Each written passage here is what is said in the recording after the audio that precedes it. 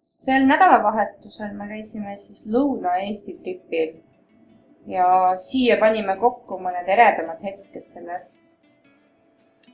Üks päris äge asi oli Maanteemuuseum, kust me ka alustasime oma reisi.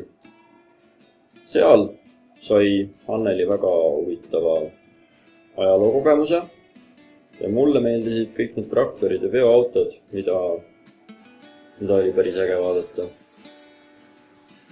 Mulle meeldis see elektriautode ralli. See oli jah, nagu mingi väike linn täiesti ehitatud ja siis me saime nendega seal ringi sõita. Märkide järgi sõitma, see oli natuke totter minu meelest. Siis me läksime Eha-Tallu linnutee rajale. Linnutee rada, jah. See oli siuke jumala kihvti järve ääres, hobuse koplid olid ümber ringi. Ja seal meil oli ülesandeks siis siukse nööri pealt üle järve sõita.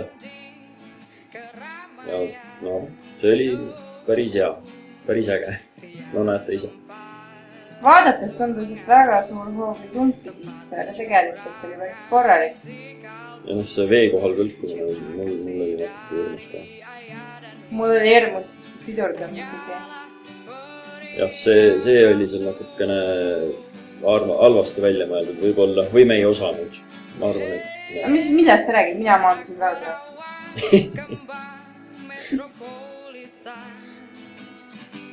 Nii, aga järgmiseks sihtkohaks oli meil Vastseliina linnus. Seal saime ennast kohe keskaegsetesse riietesse. Ja meile tehti pikk ekskursioon ja jalutuskäik läbi terve linnuse. Või selles jäänukitesse.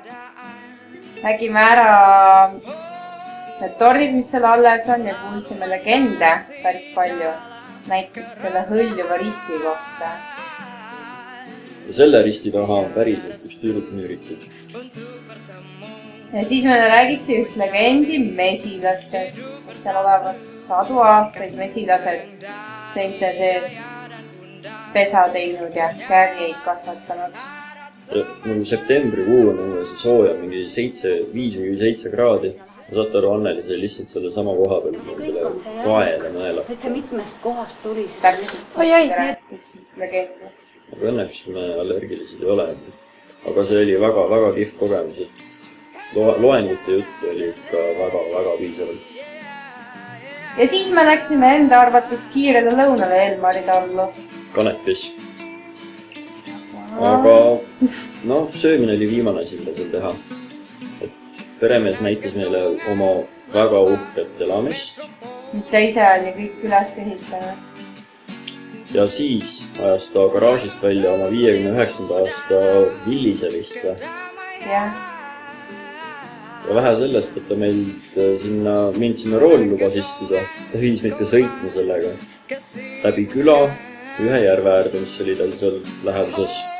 Seal oli tal ka paadisild, kus oli tal paat ja vesijalgratas oli ka. Jah, mõtlesime isegi, et läheks paadiga sõitma, aga ilm oli tõesti ei olnud suhte, et läheks vee peale.